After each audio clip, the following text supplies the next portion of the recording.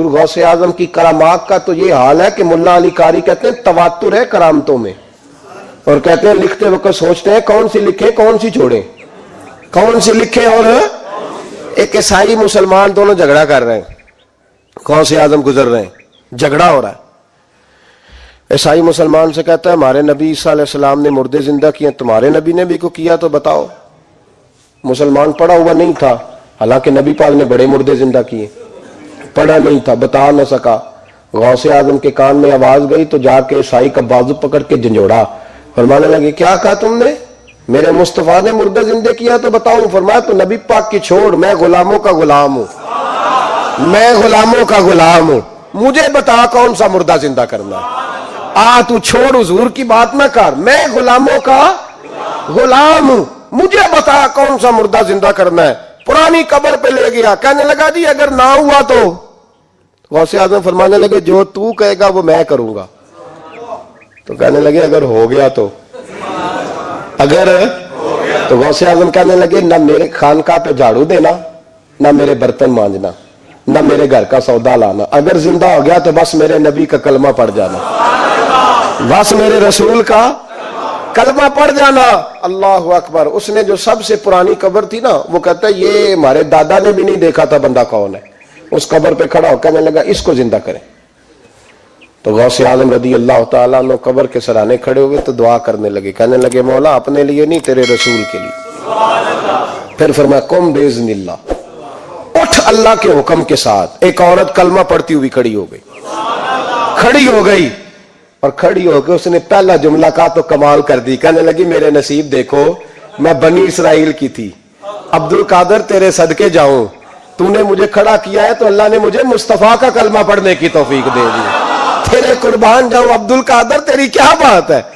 अब वो बंदा दौड़ दौड़ के गौस आजम के कदमों में आया, फरमाने लगे ना कलमा मेरे मुस्तफा का पढ़ना है, हुजूर का गुलाम बनना है। ओ भाइयों, हजरत शेख अब्दुल कादिर जिलानी, हुजूर गौस आजम रदी अल्लाह तआला अन्हु, मामूली बात ना समझना, हुजूर गौस आजम रदी अल्लाह तआला अन्हु फरमाते हैं मैं कदम न लगाऊं तो अल्लाह विलायत ही न दे।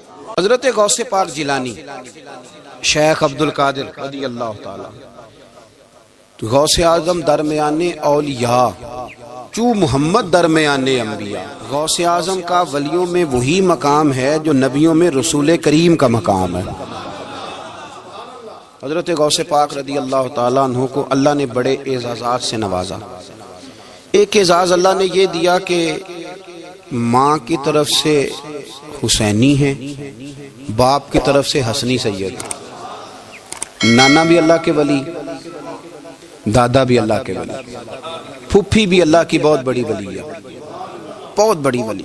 वालिद गिरामी, आपने वो सेब वाला वाक़या तो बड़ा ही सुना हुआ है, उस तरफ तो मैं नहीं जाता। माँ भी अल्लाह की बहुत बड़ी वली है। ये अल्लाह ना असबाब बनाता है, खुद माहौल बनाता है।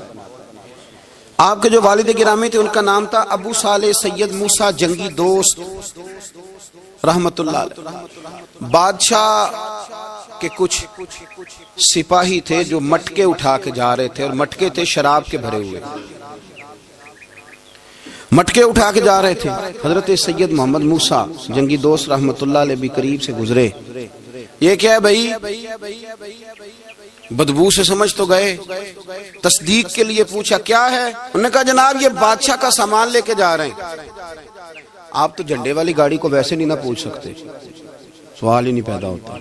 आप चूंकि जमहूरी लोग हैं, आपने तो बस दफ्तर बनाना है, जब इलेक्शन होगा ना अपने दरवाजे के सामने सारे मोहल्ले से लड़ाई लेनी है कि वोट मेरे आके दें।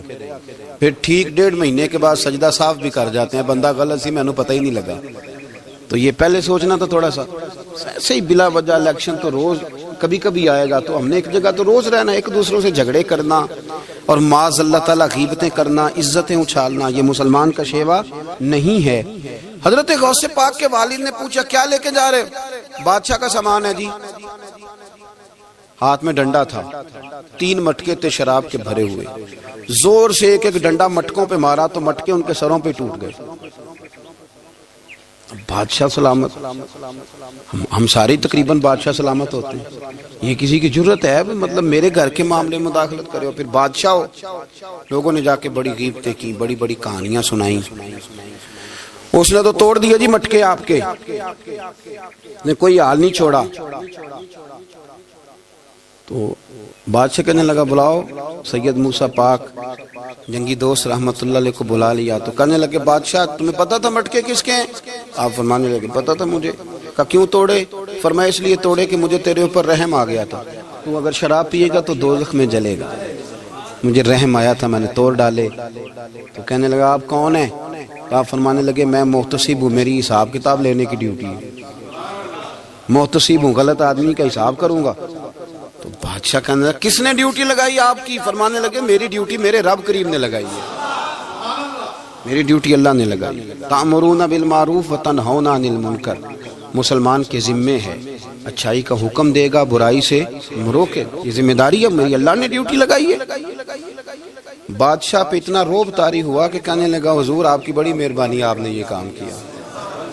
कहने लगा जनाब अगर आप इजाजत दें तो मैं भी आपको मोहतसिब न बना दूं, आप मेरे वजीर बन जाएं, को बंदा इस तरह का काम करे तो उसे रोके। तो आप फरमाने लगे नहीं, तो अपनी नौकरी संभाल के रख, जिससे अल्लाह ड्यूटी पे लगाए उसे फिर बंदों की ड्यूटियां नहीं करनी चाहिए। ये एजाज अल्लाह ने उन्हें दिया, ये शान रब करीम ने अता फरमाई। उनके साहिबजादे थे हजरत गौसे पाक जिलानी रदी अल्लाह ताला अन्हु।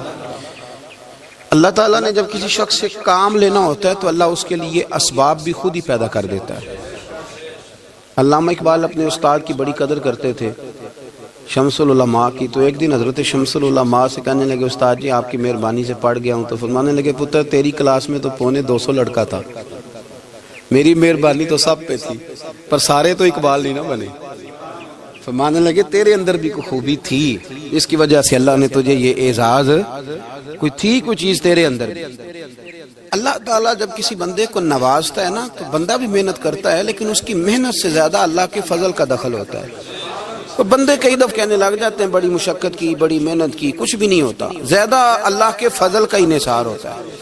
रब जैसे चाहता है वैसे फैसले देता है। आप फरमाते हैं कि मैं छोटा सा था, वालिद इंतकाल कर गए, वालदा थी मेरी और हम 2 भाई थे। फरमाते हैं बच्चे खेलने के लिए निकले तो मैं भी उनके पीछे खेलने निकल गया।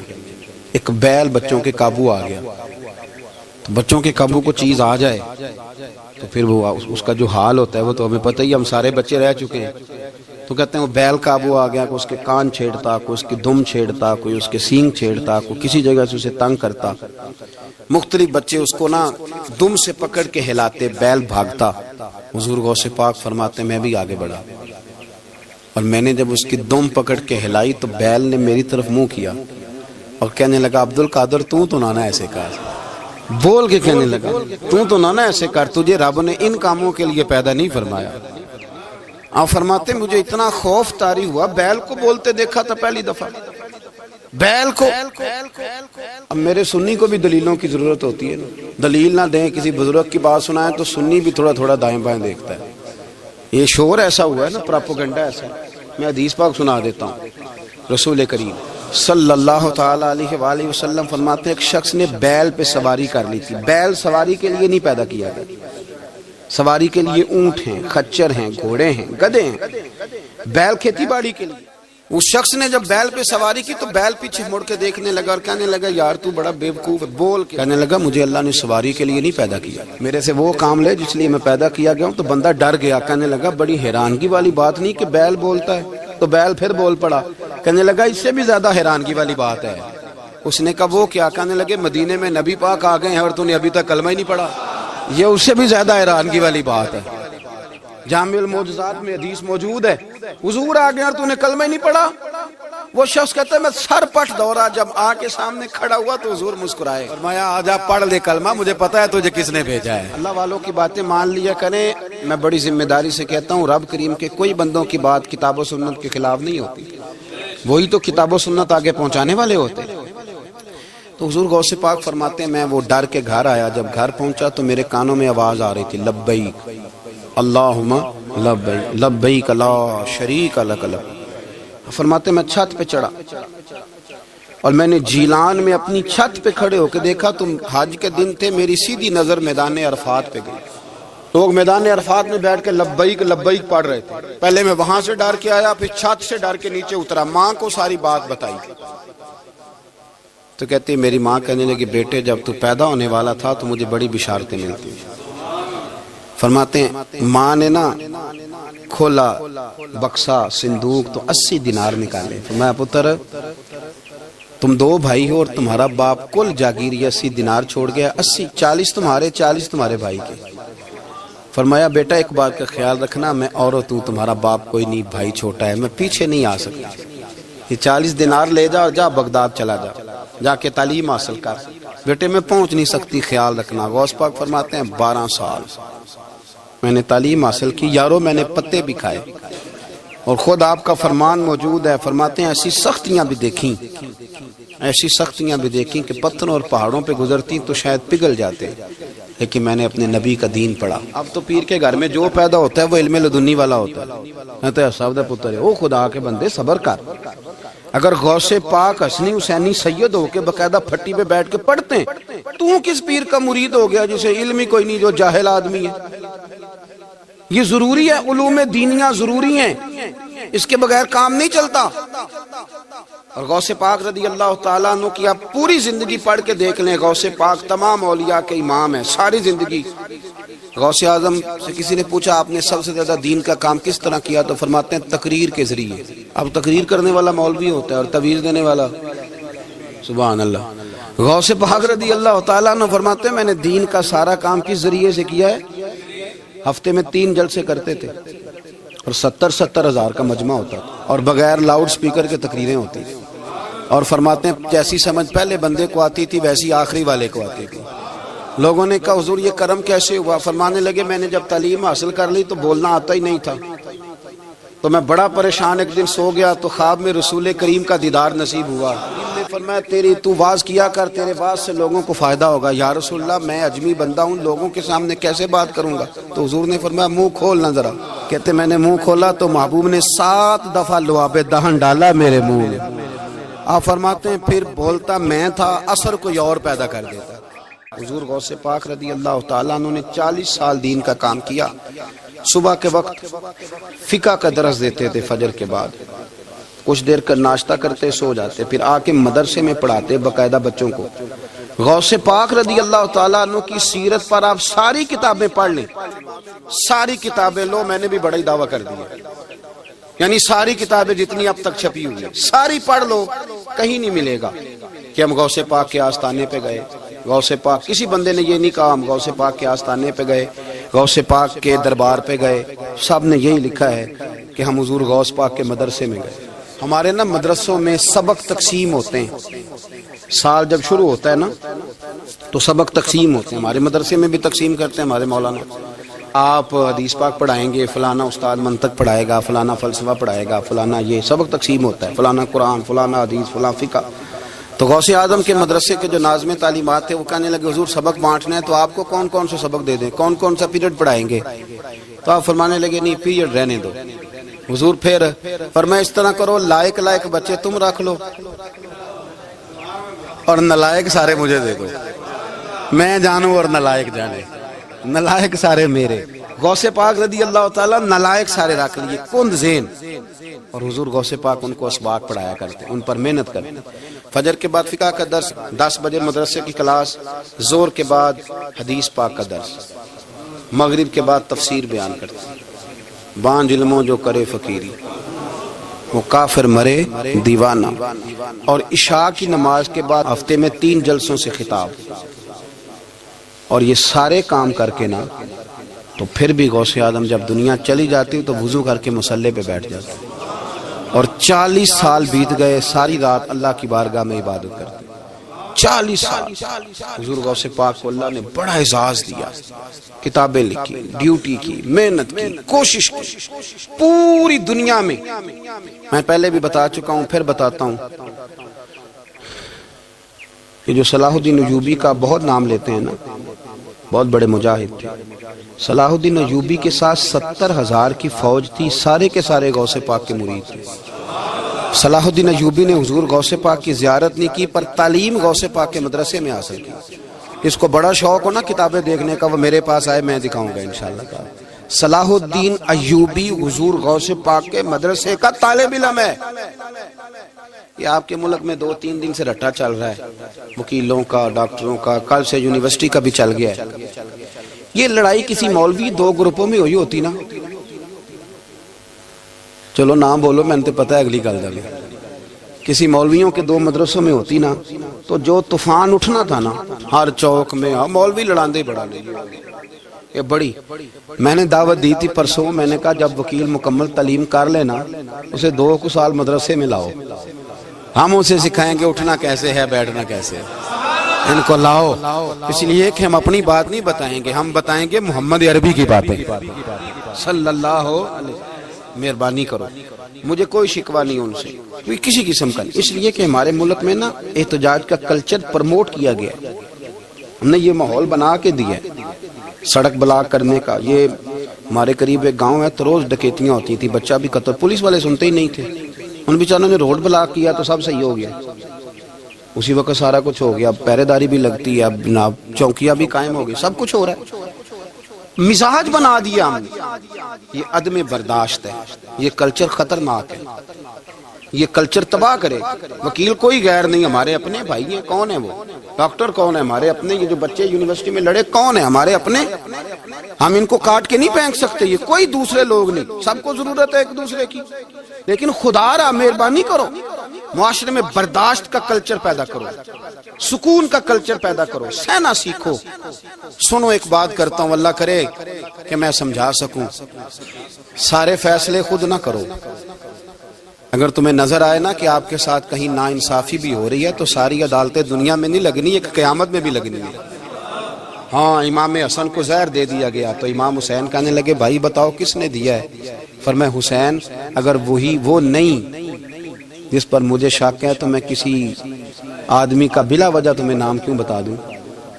کب پھر بھائی آپ اشارہ تو نہیں بتا دیں؟ تو فرمایا حسین اگر وہی ہے نا جس پر مجھے شک ہے تو پھر بھی میں نے فیصلہ اپنے رب پہ چھوڑ دیا۔ فرمایا میرے رب سے زیادہ بہتر فیصلے کرنے والا کوئی موجود؟ کچھ فیصلے اللہ پہ چھوڑ دو، آپ یقین کریں آپ کو بڑا ہی مزہ آئے گا، آپ کو سکون آئے گا زندگی میں۔ کچھ فیصلے اللہ پہ چھوڑو، برداشت کا کلچر پروموٹ کریں اس وطن کے اندر۔ یہ بڑا پیارا ملک ہے، اس میں برداشت کا کلچر پیدا کریں۔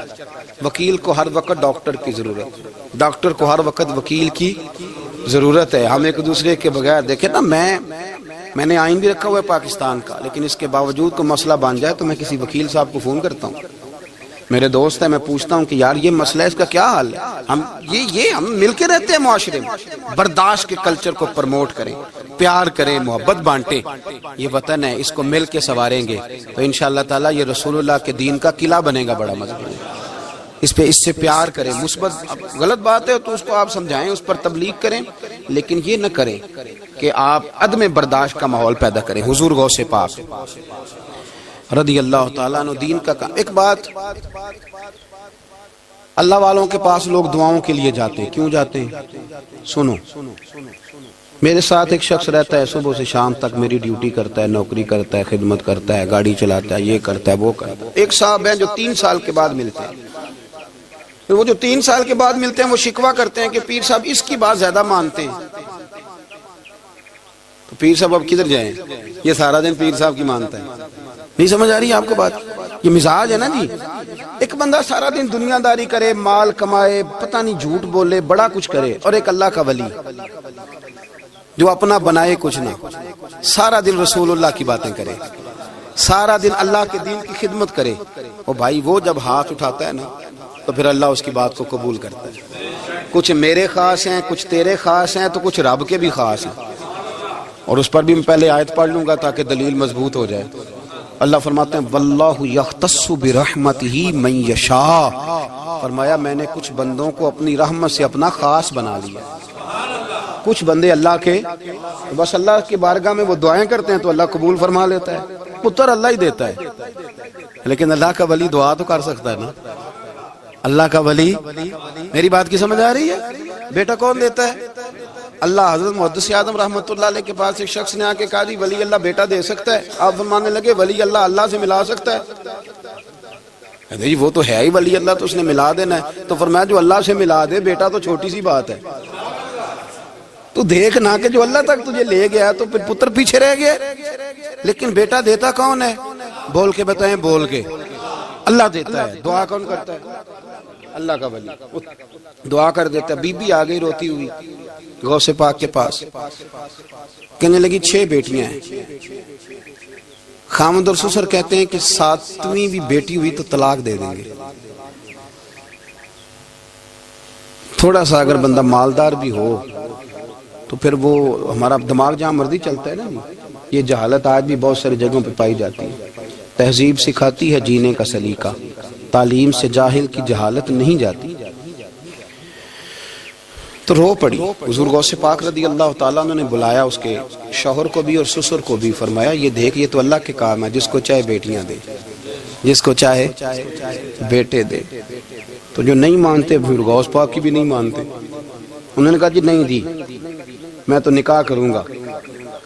چلے گئے تو غوث پاک کی بارگاہ میں وہ بیٹی اور اس کا باپ اور اس کی ماں پھر آئے، کہنے لگے حضور مہربانی فرمائیں۔ پھر اللہ کے ولیوں کے پاس ایک قوت ہوتی ہے جس کا نام مصلح ہے۔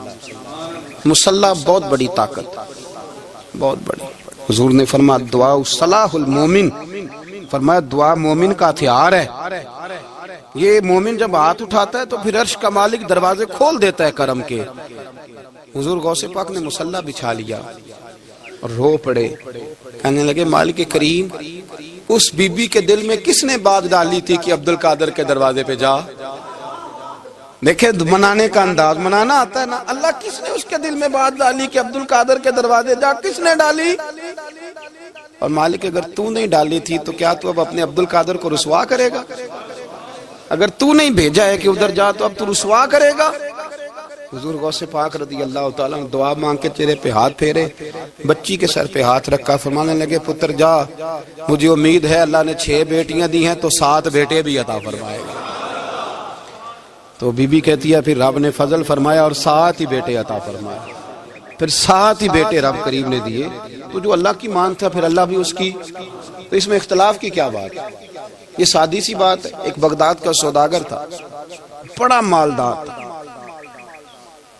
ایک دن اس نے بغداد کے سارے علماء اور مشائخ کی دعوت پکائی تو غوث پاک کے پاس بھی آیا، کہنے لگا حضور شام کا کھانا ہے۔ آپ نے اس کا چہرہ دیکھا تو وہ رو پڑا، کہنے لگا بغداد کے پیر انکار نہ کرنا۔ آپ نے فرمایا تو جا میں آؤں گا۔ شاگرد مرید کہنے لگے حضرت جی آپ بڑی مشغولیت تھی شام کو، فرمایا اتنا بڑا آدمی جب رو پڑتا ہے تو لگتا ہے بڑا مجبور ہے، چلیں گے۔ شام کو جب اس کے دروازے پہ گئے تو کھانا بھی اس نے چنا تو ساتھ اس نے ایک ٹوکرا ایک صندوق بھی لا کے رکھا، اوپر سے خالی۔ جب غوث پاک نے اٹھ کے دیکھا تو اندر اس سوداگر کا بیٹا، اس تاجر کا بیٹا، دونوں ٹانگوں سے معذور، دونوں ہاتھوں سے معذور، ایک ہی بیٹا اپاہج ہے۔ وہ تاجر رو پڑا، کہنے لگا حضور بڑی دنیا جانتی ہے، بڑا مال ہے، پر جب تنہا بیٹھتا ہوں تو کھول کے روتا ہوں۔ وہ بے نیاز ہے نا، ساری زندگی کے بعد ایک بیٹا دیا تو وہ بھی اپاہج ہے۔ حضور بال سفید ہو گئے، لوگوں کی اولاد بڑھاپے کا سہارا بنتی ہے، میں بوڑھے وقت میں اس کو اٹھا کے پیشاب پخانے کے لیے لے کے جاتا ہوں۔ بغداد کے عبد القادر سنا ہے جب تو دعا مانگتا ہے تو رب قبول فرما لیتا ہے، تو مہربانی فرما اگر میرا پتر ٹھیک ہو جائے، میرا زور کوئی نہیں، مالک بے نیاز ہی بڑا ہے، اگر مہربانی ہو جائے۔ تو غوث پاک نے پھر مصلح بچھایا، مصلح بچھا کے کہنے لگے مالک تو اپنے بندوں کے دل میری طرف کیوں موڑتا ہے، اور اگر موڑتا ہے تو پھر رحمت کی نظر فرما، بندہ نوازی فرما۔ ایک باپ اتنے رو رو کے آنسو بہا رہا ہے تو کرم نوازی فرما۔ حضور غوث پاک نے ابھی چہرے پر ہاتھ نہیں پھیرے کہ بچہ اللہ اکبر کہتا ہوا صندوق سے باہر نکل آیا۔ اللہ تبارک و تعالیٰ نے نا ہمارے محبوب کریم علیہ السلام کو دنیا میں بھیجا تو فرمایا یا ایھا الناس قد جاءکم برہان من ربکم، اے لوگو تمہارے پاس تمہارے رب کی دلیل آ گئی۔ اللہ تبارک و تعالیٰ نے محبوب پاک علیہ الصلوۃ والسلام کو سراپا دلیل بنا کے بھیجا۔ باقی انبیاء کرام علیہم السلام کے پاس بھی اپنی نبوت کے دلائل کے طور پر بے شمار معجزات تھے، اور حضور کریم علیہ السلام کے تو پورے وجود کو ہی اللہ نے معجزہ بنائے۔ اور نبی پاک صلی اللہ تعالیٰ علیہ وآلہ وسلم کی نبوت کی دلیلیں، حضور کے رسالت کے مستحکم دلائل جگہ جگہ آپ کو ملیں گے۔ سب سے پہلی چیز تو یہ سمجھنے والی ہے کہ نبی پاک علیہ السلام نے جس چیز کو سب سے پہلے اپنی نبوت کی دلیل کے طور پر بیان فرمایا وہ حضور کا کردار ہے، سیرت ہے، عمل ہے، حضور کا لوگوں کے ساتھ رویہ ہے۔ نبی پاک علیہ السلام کی تبلیغ کے 3 دور ہیں۔ ایک تو حضور نے اپنے قول سے تبلیغ فرمائی، وہ 40 سال کی عمر سے محبوب نے اعلان فرمایا اور تبلیغ کی، اور ایک نبی پاک صلی اللہ تعالیٰ علیہ وسلم بالواسطہ حضور کی تبلیغ ہے جو آج تک جاری ہے۔ امت کے علماء، مشائخ، مبلغین حضور کے دین کو آگے پھیلا رہے ہیں، تو دراصل یہ بھی تبلیغ رسول پاک علیہ السلام ہی کی تبلیغ۔ اور ایک حضور کی تبلیغ کا دور ہے حضور کی پیدائش سے لے کر ولادت مبارکہ سے لے کر حضور علیہ السلام کے اعلان نبوت تک۔ اس دوران نبی پاک نے جو تبلیغ فرمائی ہے وہ اپنے کردار سے فرمائی۔ عرب کا وہ معاشرہ جو بڑا میلا کچیلا گدلا ہو چکا تھا، جس کے اندر سراسر مادہ پرستی کا زور تھا، جس کے اندر لوگ انسانوں کی خرید و فروخت کرتے تھے، جس کے اندر بیٹیوں کو زندہ دفن کر دیتے تھے، جس کے اندر جو آدمی جتنا زیادہ مضبوط ہوتا تھا اتنا زیادہ لٹیرا بن جاتا تھا، اس معاشرے کے اندر رسول کریم علیہ السلام نے 40 سال گزارے، اور اس طرح گزارے کہ جو بیگانے بھی تھے وہ بھی کہا کرتے تھے یہ صادق ہے، یہ امین ہے۔ اور جب حضور نے اعلان نبوت کیا تو فرمایا، یہ قرآن مجید کے لفظ ہیں، فرمایا فَقَدْ لَبِثْتُ فِيكُمْ عُمَرًا مِّن قَبْلِهِ أَفَلَا تَعْقِلُونَ، میں تمہارے بیچ عمر کا ایک حصہ گزار چکا ہوں، تمہیں عقل نہیں ہے، شعور نہیں ہے۔ نبی کریم علیہ السلام نے اپنے کردار کو، اپنے عمل کو اپنی نبوت کی دلیل کے طور پر بیان فرمایا۔ وہ تو حضرت حلیمہ بھی فرماتی ہیں نا، جب میں نبی کریم علیہ السلام کو اپنے گھر لے گئی تو میرا اپنا بچہ بھی دودھ پیتا تھا، 2 میرے بیٹے ہو گئے، ایک میری یہ نسلی اولاد اور حضور میری رضائی اولاد۔ تو کہتی ہیں جب میں کریم محبوب علیہ السلام کو اپنے سینے سے لگاتی تھی تو حضور میرے ایک پستان سے دودھ پیتے تھے اور دوسرا اپنے بھائی کے لیے چھوڑ دیا کرتے۔ یہاں سے رسول کریم علیہ السلام نے کردار کے ذریعے تبلیغ اور پھر اعلان نبوت سے پہلے ایک تنظیم عرب کے جوانوں پر، عرب کے سرداروں پر مشتمل بنائی گئی، جس میں نبی کریم علیہ السلام نے بڑا حصہ لیا، سرکار نے، اور بڑے اہم لوگوں کو شعور حضور نے عطا فرمائے۔ وہ اس جماعت کا فیصلہ تھا کہ ہم سارے جوان، سارے بڑے لوگ ملیں گے، یہ حضور کے اعلان نبوت سے پہلے کی بات ہے، ہم بڑے لوگ ملیں گے، کسی بڑے کو کسی چھوٹے پر ظلم نہیں کرنے دیں گے، کسی آدمی کو کسی غریب کا حق نہیں کھانے دیں گے۔ حضور علیہ السلام نے نا اپنی کردار سے، اپنے عمل سے،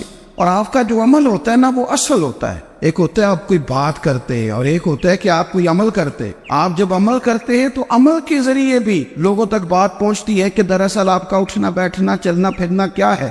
میرے رسول کریم علیہ السلام کا اٹھنا بھی ایک نبی کا، بیٹھنا بھی ایک نبی کا، بات کرنا بھی ایک نبی کا، معاملات زندگی کرنا بھی ایک نبی کا، لین دین کرنا بھی ایک نبی کا۔ ایک شخص کہتے ہیں میں نے اعلان نبوت سے پہلے حضور علیہ السلام سے کوئی چیز خریدی تھی اور میں نے عرض کیا تھا آپ یہاں تشریف رکھے، میں پیسے لے کے آتا ہوں، میں 3 دن کے بعد آیا۔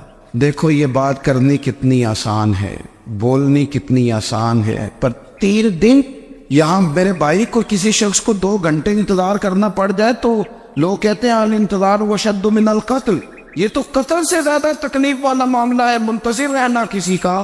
کہتے 3 دن کے بعد میں آیا تو میرے رسول کریم وہیں تشریف فرمائے، بس اتنا فرمایا یار تم نے مجھے بڑی تکلیف میں ڈال دیا، 3 دن ہو گئے یہاں رکے ہوئے۔ تو حضور نے اپنے کردار کو، اپنے عمل کو، اپنے معاملات کو سب سے پہلے اپنی نبوت کی دلیل کے طور پر پیش کیا۔ اسی لیے کیا خوب کہا تھا کہ جو تیری جان کے دشمن ہے وہ بھی کہتے ہیں، بظاہر تو آئے ہیں نا ہجرت کی رات جان لینے، لیکن امانتیں حضور کے گھر میں رکھی ہوئی ہیں، امانتیں کاشانہ نور پہ پڑی ہے۔ وہ جو تیری جان کے دشمن ہے وہ بھی کہتے ہیں کہ امین تو ہے اور صداقت کی آبرو تو ہے۔ تو پہلے کردار، پھر دوسری بات اللہ تعالیٰ نے اپنے محبوب علیہ السلام کو اپنا مطلق نائب بنا کر، اپنا محبوب اعظم بنا کر، ایسے ہی سارے انسانوں کے بارے میں کہا وَإِذْ قَالَ رَبُّكَ لِلْمَلَائِكَةِ إِنِّي جَاعِلٌ فِي الْأَرْضِ خَلِيفَةً، میں زمین میں اپنا نائب بنانے والا ہوں۔ لیکن حضور علیہ السلام تو محبوب ہے نا، حضور کی نیابت تو محبوبیت کے درجے پر فائز ہے۔ تو رسول پاک کو رب کریم نے اس طرح کا بنا کے بھیجا کہ حضرت عبداللہ ابن رواحہ رضی اللہ تعالیٰ عنہ بیان فرماتے ہیں کہ اگر حضور کوئی معجزہ نہ بھی دکھاتے، نبی کریم علیہ السلام سے کوئی اعجاز لوگ نہ بھی دیکھتے، تو محبوب کا تو چہرہ ہی اس طرح کا تھا، لوگوں نے دیکھتے جانا تھا اور کلمہ پڑھتے جانا تھا۔ لیکن باوجود اس کے میرے رسول پاک کا اعجاز یہ ہے، کمال یہ ہے کہ حضور کبھی اشارہ کر دیں تو چاند دو ٹکڑے ہو جائے، کبھی دعا مانگ دیں تو ڈوبا ہوا سورج واپس آ جائے، کبھی محبوب گزرنے لگے تو پتھر آپ پر سلام پڑے، کبھی حضور پہاڑ پر چڑھ جائے تو پہاڑ وجد میں آ کر جھومنے لگے، محبوب کا کبھی نماز پڑھاتے ارادہ بن جائے تو اللہ تعالیٰ قبلے کا رخ ہی تبدیل فرما دے۔ کیا خوبصورت سوچ ہے اور کیا نظریہ دیتے ہیں بریلی کے امام۔ فرماتے اجابت کا جوڑا عنایت کا صحرا دلہن بن کے نکلی دعائے محمد، اور اجابت میں جھک کر گلے سے لگایا بڑی ناز سے جب دعائے محمد۔ دیکھو خدا کی رضا چاہتے ہیں، دو عالم خدا چاہتا ہے رضائے محمد صلی اللہ تعالی علیہ وسلم۔ اور ایک مقام پہ فرماتے ہیں نائب دست قدرت پہ لاکھوں سلام، نائب دست قدرت پہ لاکھوں سلام۔ تو اللہ تعالیٰ نے نبی پاک صلی اللہ تعالی علیہ وسلم کو جو اعجاز۔ پھر ایک اور بات، حضور امی ہے، دنیا میں آ کر محبوب نے کسی سے پڑھا ہی نہیں۔ میرے محبوب نے جتنا پڑھا ہے رب کریم سے ہی پڑھا ہے۔ الرحمن علم القرآن خلق الانسان، رحمان نے قرآن سکھایا پھر انسان بنایا۔ اللہ تبارک و تعالیٰ کی بارگاہ کرم سے حضور نے لیا، رسول کریم امی ہے، یہ بھی حضور کی نبوت پر ایک بڑی دلیل۔ دیکھو ایک ہوتا ہے کوئی آدمی بچپن سے کسی چیز سے شغف رکھے اور جب اس کی عمر بڑی ہو جائے تو کہتے ہیں اس کا تجربہ بڑا ہو گیا، یہ پہلے کچھ شعر کہتا تھا، کوئی ادبی جملہ کہتا تھا، تو اب اس کی یہ کام کرتے کرتے عمر بڑی ہو گئی ہے تو رسوخ حاصل ہو گیا۔ 40 سال کی عمر مبارک تک نبی کریم نے ایک شعر بھی نہیں کہا۔ حضور علیہ الصلوۃ والسلام نے کبھی کوئی ایسی بات،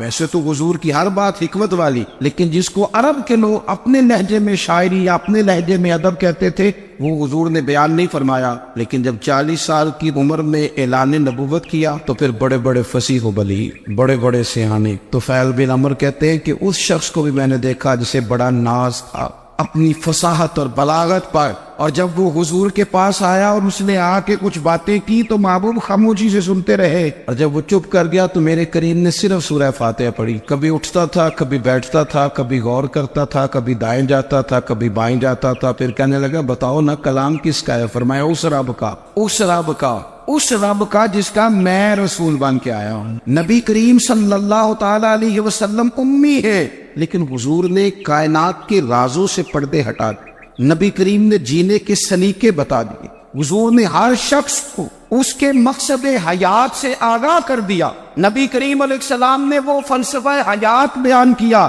کہ لوگوں کو صرف جینے میں مزہ نہیں آیا، مرنے میں بھی مزہ آنے لگا۔ لوگ آگے بڑھ بڑھ کے جانیں پیش کرنے لگے، اپنی اولادیں قربان کر، جو فلسفیوں سے کھل نہ سکا اور نکتہ بروں سے حل نہ ہوا، وہ راز ایک طیبہ والے نے بتلا دیا چند اشاروں میں۔ محبوب کریم امی ہیں، لیکن حضور نے اس طرح دنیا کو سکھایا، اس طرح دنیا کو پڑھایا، اس طرح حضور نے علم کے چراغ اور دیپ روشن کیے کہ قیامت تک جسے روشنی ملے گی نا، اسے صرف دروازہ مصطفیٰ سے ملے گی، اسے رسول کریم علیہ السلام کے در دولت سے ملے۔ کچھ لوگوں نے کہا کہ اپنے پاس سے آیات بنا کے لاتے، اپنے گھر میں بیٹھ کے دعوے کر لینا تو کوئی مشکل کام نہیں نہ ہوتا، سارے لوگ ہی کر لیتے۔ بلکہ وہ ہمارے ایک بزرگ کہا کرتے تھے خیالی پلاؤ پکائیے کہ وہ کدے بھی کٹ نہ پائیے، کیونکہ کون سا پیسوں کا ڈالنا ہے، وہ زیادہ ڈالیں آپ اور زیادہ ڈالیں۔ بہت سارے لوگ ہیں آج بھی، کچھ لبرل ہیں بیچارے، کچھ دین بیزار طبقہ ہے، وہ کہتے ہیں جناب ہمیں تو جدید باتیں بتائیں، ہمیں تو نئے اسلوب کے مطابق لے کے چلے، ہمیں تو او بھائی سن، میرے نبی پاک علیہ السلام نے فرمایا میرا قرآن کبھی پرانا نہیں ہو، اسے پڑھ کے دیکھ، اس کی جدت کا حسن دیکھ، یہ تو کھلا ہوا باغ ہے، تو ایک دفعہ اس کے قریب آئے گا تو خوشبو ملے گی، دوسری دفعہ آئے گا تو اس سے زیادہ تازی ملے گی، ایک دفعہ پھل کھائے گا تو مزیدار ہوگا، دوسرا کھائے گا ہو سکتا ہے شکل ملتی جلتی ہو لیکن ذائقہ بڑا نرالا ہوگا۔ تو تو صحیح نا، جب کچھ لوگوں نے کہا یہ خود سے بنا کے آیات لاتے ہیں تو فرمایا وَإِن كُنتُمْ فِي رَيْبٍ مِّمَّا نَزَّلْنَا عَلَىٰ عَبْدِنَا فَأْتُوا بِسُورَةٍ، اگر تمہیں کوئی شک ہے اس میں جو ہم نے اپنے بندہ خاص میں نازل کیا ہے تو تم بھی اس جیسی ایک آیت بنا کے لاؤ۔ اور چلو چیلنج کھلا ہی دے دیا، فرما وَادْعُوا شُهَدَاءَكُم مِّن دُونِ اللَّهِ، اللہ اور اللہ والوں کو چھوڑ دو، تفسیری ترجمہ عرض کر رہا ہوں، یعنی صحابہ کو چھوڑ دو، حضور کے ماننے والوں کو چھوڑ دو، باقی ساری دنیا کے کافر اکٹھے ہو جاؤ، ایک آیت بس قرآن جیسی لے کے آؤ، ایک آیت لے کے آؤ، ان کو تم صادقین، اگر تم سچے ہو۔ جوانوں سنو، کہا ایک آیت، اور یہ چیلنج آج تک قرآن مجید کا موجود ہے، آج تک وَإِن كُنتُمْ فِي رَيْبٍ مِّمَّا نَزَّلْنَا عَلَىٰ عَبْدِنَا فَأْتُوا بِسُورَةٍ مِّن مِّثْلِهِ، تم قرآن کے مقابلے کی ایک صورت لے کے آؤ اور سارے حمایتی اکٹھے کر لو اپنے، ان کنتم صادقین، اگر تم سچے ہو۔ جواب تو ادھر سے آنا تھا نا، لیکن کائنات کے رب نے جواب بھی خود دیا، فرمایا فَإِن لَّمْ تَفْعَلُوا وَلَن تَفْعَلُوا، اگر تم نہ لا سکے، اور فرمایا تم لا سکتے بھی نہیں، نہ خنجر اٹھے گا نہ تلوار تم سے، یہ بازو میرے آزمائے ہوئے ہیں، وَلَن تَفْعَلُوا، تم لا بھی نہیں سکتے، فَاتَّقُوا النَّارَ الَّتِي وَقُودُهَا النَّاسُ وَالْحِجَارَةُ، پھر اس آگ سے ڈر جاؤ جس کا ایندھن آدمی اور پتھر ہے۔ اعدت للکافرین، بنائی کافروں کے لیے، مومنوں کے لیے تو رب نے جنت بنائی ہے۔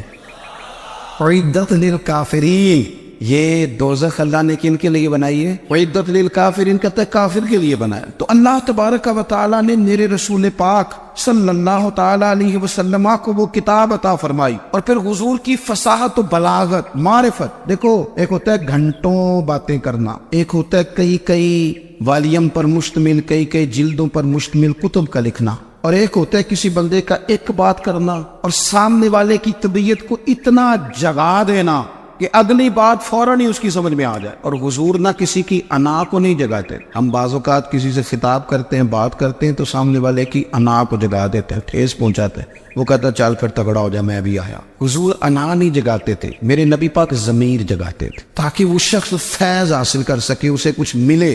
نبی کریم کا جو انداز تکلم ہے وہ اس طرح کا ہوتا تھا کہ انسان خود بخود کھل اٹھتا تھا کہ مطلب یہ بات ہونے کیا لگی ہے، مطلب حضور کیا فرمانے لگے۔ نبی کریم صلی اللہ تعالی علیہ وسلم ایک دن محبوب کریم نے صحابہ کے دیے حضور کی فصاحت و بلاغت دیکھے، فرمایا محبوب نے کتنا نادان ہے وہ شخص جو اپنے ماں باپ کو گالی دے۔ کھلی ہو گئی لوگوں کی آنکھیں، کان کھڑے ہو گئے کہ یا رسول اللہ کون ایسا بدبخت ہے جو ماں باپ کو گالی دے گا۔ اب جب سوالات ذہنی سطح پر پوری طور پر ابھر گئے نا، تو اب رسول کریم نے بات سمجھائی، یہ ہے فصاحت و بلاغت، تیرے آگے ہے یوں دبے نچے۔ فصحا عرب کے بڑے بڑے، کوئی جان منہ میں زبان نہیں بلکہ جسم میں جان نہیں۔ یا رسول اللہ کون ایسا نالائق ہے جو ماں باپ کو گالی دے؟ اب جب ذہنی سطح یہاں تک ابھر آئی تو اب حضور نے سمجھایا، اور میں جب تم کسی کے ماں باپ کو گالی دو گے نا تو وہ بھی تو جواب میں تمہارے ماں باپ کو دے گا نا، تو فی نفس ہی یہ تم نے خود ظلم کیا ہے اپنے ماں باپ۔ کیوں تم نے ایسا لہجہ اختیار کیا کہ جس سے سامنے والے کی انا جاگ جائے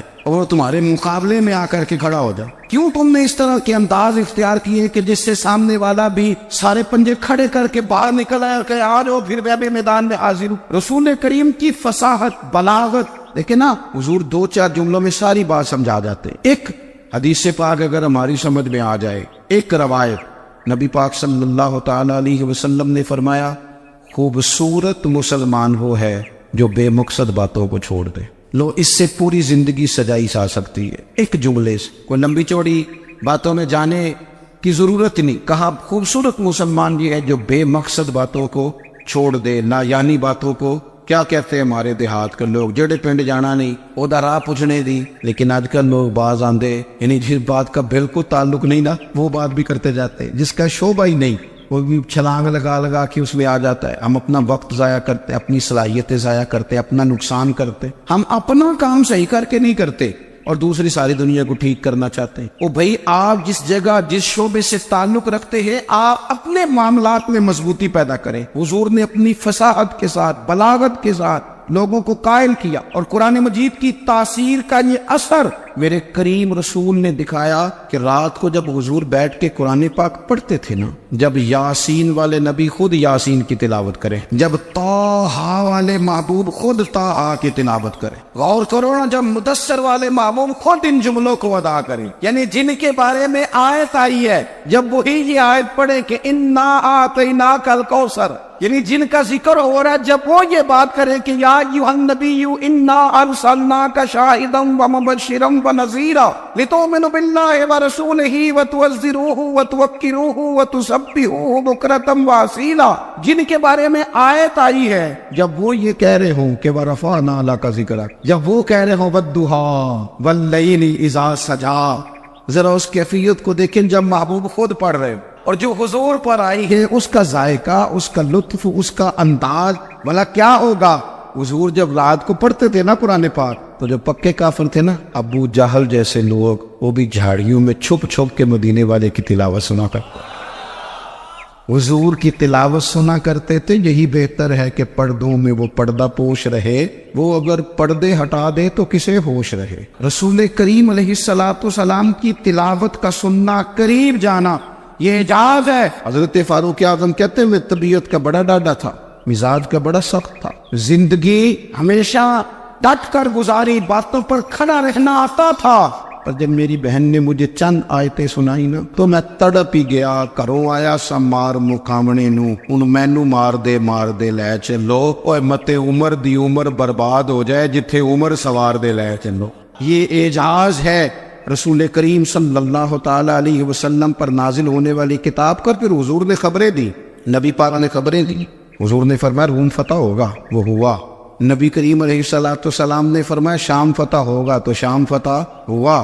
فرمایا ایران فتح ہوگا، تو ایران فتح ہوا۔ سراقہ بن مالک کہتے ایک گاؤں پر بھی مسلمانوں کی حکومت نہیں تھی، ایک گاؤں پر حضور مکہ مکرمہ سے نکل رہے تھے، مدینہ طیبہ تشریف لے جا رہے تھے، ابھی راستے میں تھے، میں 100 سرخ اونٹوں کے لالچ میں معاذ اللہ حضور کو گرفتار کرنے پہنچ گیا۔ محبوب نے حکم دیا، حضور کا معجزہ میں نے آنکھوں سے دیکھا، میرا گھوڑا زمین میں دھستا چلا گیا، میں نے معافی مانگی، حضور نے معاف کر دیا۔ میں نے سمجھا اچانک ہو گیا ہے، یہ منوانا بھی بڑا مشکل کام ہے۔ شجر و حجر پہچان گئے، انسان کی نظروں میں شاکی رہا۔ یہ کچھ ایسے لوگ ہیں جن کو منوانا توبہ توبہ، ماننے کو تیار نہیں، دیکھ دیکھ کے بھی ماننے کو تیار ہے نہیں، ماننے کو تیار ہے نہیں۔ کہتے ہیں کہ میں نے پھر چاہا آگے بڑھنا تو پھر زمین کے اندر میرے گھوڑے کے پیر دھنسنے لگے، پھر معافی مانگی۔ کریم تیرے معاف کرنے کی ادا پہ بھی قربان جائے، یہ نہیں فرمایا کہ تو بار بار یوں ہی کرتا ہے، فرمایا معافی مانگتا ہے جا، میں نے معاف کیا۔ کہتے ہیں 3 دفعہ میں آگے بڑھا، 3 دفعہ حضور نے معاف کیا تو مسکرا کے فرمانے لگے تو یہاں مجھے گرفتار کرنے آیا ہے، وہ کیسر روم کا علاقہ فتح ہوگا، وہ کنگن جو پہنتا ہے نا ہاتھوں میں، بادشاہ کے کنگن معروف ہیں، وہ تیرے ہاتھوں میں آئیں گے۔ اللہ کرے آپ سمجھیں، یہ جو لوگ ڈری ڈری سہمی اور ہمارے بچے مایوسی کی معاذ اللہ باتیں کرتے ہیں، وہ دیکھیں حضور کس طرح کی گفتگو فرماتے ہیں۔ ابھی ایک گاؤں پر بھی اسلام کی حکومت نہیں، لیکن حضور کا خبر دینے کا انداز، کریم فرمانے لگے وہ کیسر روم کے جو کنگن ہوں گے وہ تیرے ہاتھوں میں آئیں گے۔ جناب سراقہ بن مالک فرماتے ہیں کہ میں مسلمان ہو گیا، حضور کا وصال ہو گیا، کنگن نہیں آئے۔ حضرت ابوبکر صدیق کا وصال ظاہری ہو گیا، کنگن نہیں آئے۔ جناب عمر کا دور آ گیا، سراقہ بوڑھے ہو گئے۔ کوئی بندہ پوچھتا نا کہ اب تو عمر ڈھل گئی ہے، زندگی کا پتہ نہیں، کہنے لگے نہیں میں نہیں جاتا، جب تک کنگن نہیں آتے اسرائیل کوئی نہیں آئیں گے، کیونکہ ساڈے نبی دی زبان ساڈے واسطے قرآن، جو دن کو کہہ دیا دن ہے تو دن نکل آیا، جو شب کو کہہ دیا شب ہے تو رات ہو کے رہی، اور خدا نے ان کی زبان کو وہ اختیار دیا، جو نکلی منہ سے ان کے وہ بات ہو کے رہی۔ فاضل برینوی کا تو انداز ہی پر انوکھا ہے نا، وہ تو کہتے ہیں وہ زبان جس کو سب کن کی کنجی کہے، جس کو سب کن کی کنجی کہے، اس کی نافذ حکومت پہ لاکھوں سلام۔ کہنے لگے نہیں آتے حضرت اسرائیل، فکر نہ کرو، بوڑھے ہو گئے تھے، نکلنا گھر سے بند کر دیا تھا، حضرت عمر کا دور تھا، کنگن آ گئے۔ حضرت فاروق اعظم نے ان کے پوتوں سے، نواسوں سے، بچوں سے کہا جاؤ بلا کے لاؤ، کا دادا جان بوڑھے ہیں، فرمایا تم کان میں کہہ دینا کنگن آ گئے، پھر تم دیکھنا تو صحیح کر۔ حضرت سراقہ آئے، حضور نے جو خبریں دی، نبی پاک علیہ السلام نے جو گزشتہ قوموں کے احوال بیان کیے، اور پھر میرے نبی پاک علیہ السلام نا دنیا میں عزتیں دینے آئے۔ یہ مزاج ہمیں کم کرنا چاہیے، یہ جو ہم ساری زندگی اس کام میں لگا دیتے نا کسی کو نیچا کیسے دکھانا ہے، یہ انداز حضور نے نہیں ہمیں دیا۔ اب دیکھو حضور تشریف لائے تو ہمیں پتہ چلا کہ حضرت یوسف جیسا سونا کوئی نہیں، حضور تشریف لائے تو ہمیں پتہ چلا کہ حضرت داؤد جیسی خوبصورت آواز کسی کی نہیں، حضور تشریف لائے تو ہمیں پتہ چلا کہ جناب عیسیٰ علیہ السلام کا فقر اختیاری کس طرح کا، محبوب لال کس طرح کا تھا. یہ تو حضور آئے تو نبی پاک علیہ السلام نے اس کی بھی عظمت بیان کی، اس کی بھی شان بیان کی. حضور نے بتایا کہ ابو بکر صدیق کی شان کیا ہے، فاروق اعظم کا مرتبہ کیا ہے، عثمان غنی کی حیا کیا ہے، مولا علی کی شجاعت کیا ہے، اہل بیت نبوت کی عظمت کیا ہے. حضور آئے عزتیں دینے، ماں کو عزت دی مدینے والے رسول. کہا جس کا باپ راضی ہو گیا اس کا رب راضی ہو گیا. فرمایا جو 2 بیٹیاں 3 بیٹیاں 4 بیٹی بہنیں یا 1 بیٹی یا بہن بیاہ کے آ گیا نا، اس طرح میری 2 انگلیاں جڑی ہوئی ہیں، میرے ساتھ جڑ کے جنت میں جائے گا. رسول کریم صلی اللہ تعالی وسلم نے عزت دی. حضور عزتیں دینے، کوئی اعزاز نہیں. ان پڑھ بندہ ہے، سادہ ہے، غریب ہے، مزدوری کرتا ہے، ہاتھوں پہ چھالے. یا رسول اللہ اس کا بھی کوئی اعزاز ہے؟ قربان جائیں، میرے کریم نے عزت دی. فرمایا محنت کر کے روزی کمانے والا تو اللہ کا دوست ہے. یہ اینٹیں اٹھانے والا، یہ مشقتیں کرنے والا، یہ صبح دیہڑی پہ جانے والا، یہ بیچارہ جو اچار سے روٹی کھاتا ہے، تو نے ہر شخص کی قسمت میں یہ عزت لکھی اور آخری خطبے کی صورت میں وصیت لکھی. رسول کریم نے ہر بندے کو اعزاز دیا، عظمتیں دی. حضور عزتیں دینے آئے. نبی پاک علیہ السلام نے اعزازات دیے، حضور نے نوازا. یہ ساری چیزیں میرے رسول پاک کی تشریح. اور پھر یہ جو حضور کے صحابہ اور اہل بیت ہے نا، یہ بھی میرے نبی پاک کی نبوت کی دلیل ہے. جنگ انقلاب آیا نہیں کرتے. وہ کل تک جو راہزن تھے حضور نے راہبر بنا دی. وہ لوگ جو کل تک ایک دوسرے کے گلے کاٹ کے کھاتے تھے، ایک دوسرے کو مارتے تھے، تکلیف پہنچاتے تھے، برادریزم پہ لڑتے تھے، حضور نے بھائی بھائی بنا دیے. ایک پلیٹ میں کھانا کھانے لگے سیدنا بلال حبشی، صہیب رومی، سلمان فارسی. حضور نے یوں کر کے ملا دیا. نبی کریم علیہ السلام نے تقسیمیں ختم کر دی دنیا. حضور کے صحابہ نے اپنا کردار. اللہم صلی علی سیدنا و مولانا محمد بقدر حسنہ و جمالہ و جودہ و نوالہ و صحبہ و آلہ. اللہم صلی علی سیدنا و مولانا محمد معدن الجود والکرم و آلہ و صحبہ و بارک وسلم.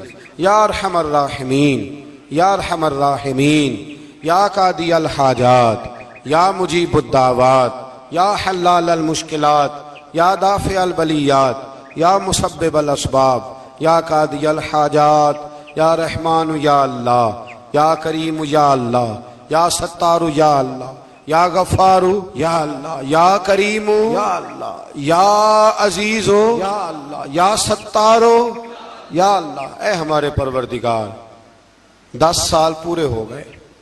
خدا بندہ ایک چھوٹا سا پیغام تھا، تو نے فضل فرما دیا. اے اللہ، ہم پلٹ کر جب دیکھتے ہیں تو 1% بھی ہم اس قابل نہیں کہ تیرے دین کی کوئی بات کر سکیں، کوئی پیغام دے سکیں. اللہ، کئی سالوں سے یہ دوست صبح کی نیند چھوڑ کے یہاں حاضر ہوتے رہے، مائیں، بہنیں، بچیاں، بوڑھے، بچے. اے اللہ، بندوبست کرنے والے سب سے پہلے آتے رہے. خدا بندہ تیرے قرآن مجید کو پڑھا ہے.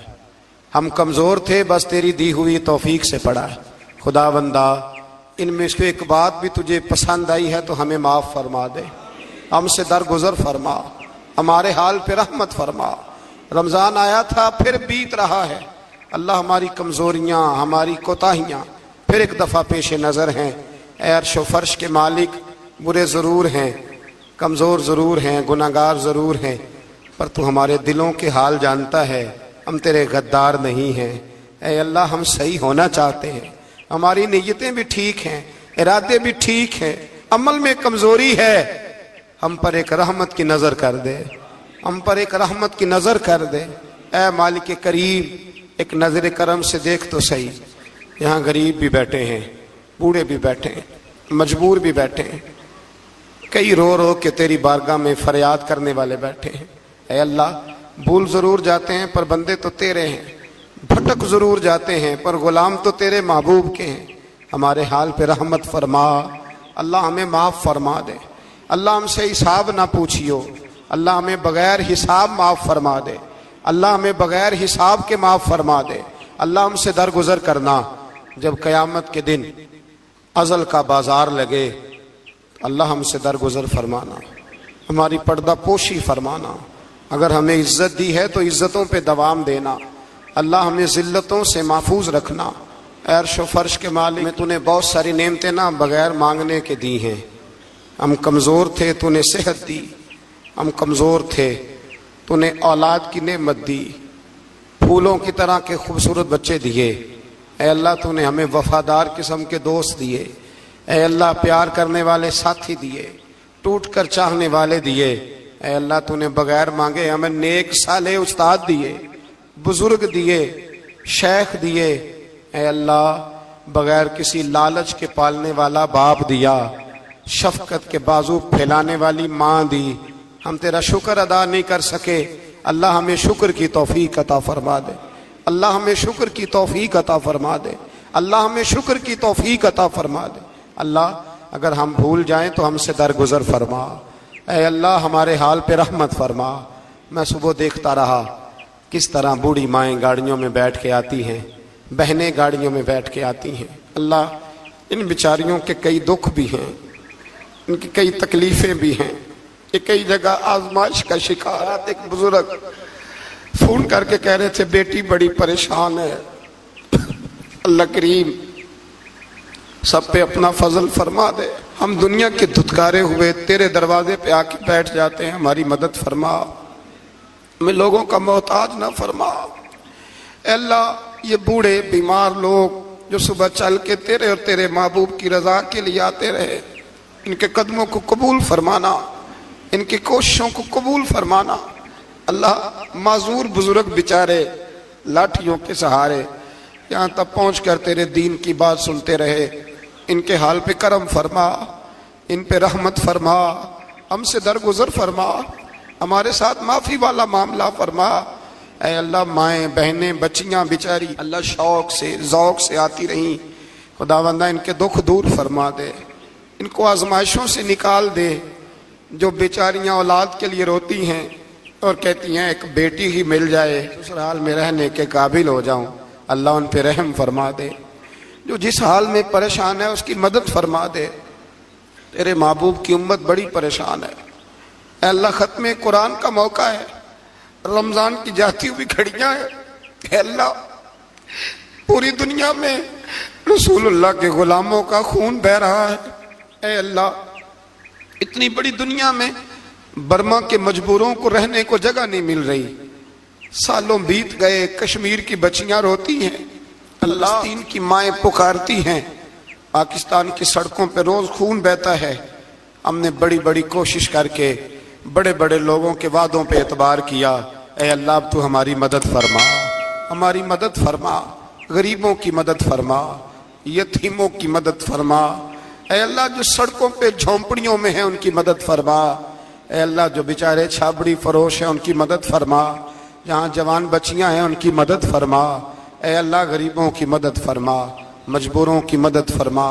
اے اللہ تنگ دست لوگوں کی مدد فرما، بیماروں کو شفا دے دے، مقروضوں کو قرضوں سے رہا کر دے، تنگ دستوں کو وسعت دے دے۔ ہمارے وہ مشائخ، ہمارے وہ بزرگ جنہوں نے ہمیں یہاں تک پہنچایا، ان کی قبروں پہ رحمتوں کا نزول فرما، ان پہ کرم نوازیاں فرما۔ جن کے عزیزوں رشتہ داروں میں سے کوئی دنیا سے چلا گیا ہے، اللہ جن کے ماں باپ رخصت ہو گئے ان کی قبریں نور سے بھر دے، رحمت سے بھر دے۔ ربنا اغفر لی ولوالدی وللمؤمنین یوم یقوم الحساب۔ اے اللہ زندگی میں جب موت کا وقت آئے نا تو ہمیں کلمے کی توفیق عطا فرمانا، ہمیں بے ایمانی کی موت سے محفوظ رکھنا، ایماندار مارنا ہمیں۔ اللہ ہماری آخرت کی منزلوں پہ اپنا فضل رکھنا، ہم سے سخت حساب نہ لینا۔ اے اللہ بس خار ہیں، بدکار ہیں، ڈوبے ہوئے ذلت میں کچھ بھی ہیں مولا تیرے محبوب کی امت سے۔ رب اغفر وارحم انت خیر الراحمین، وصلی اللہ تعالی علی حبیبہ سیدنا و مولانا محمد۔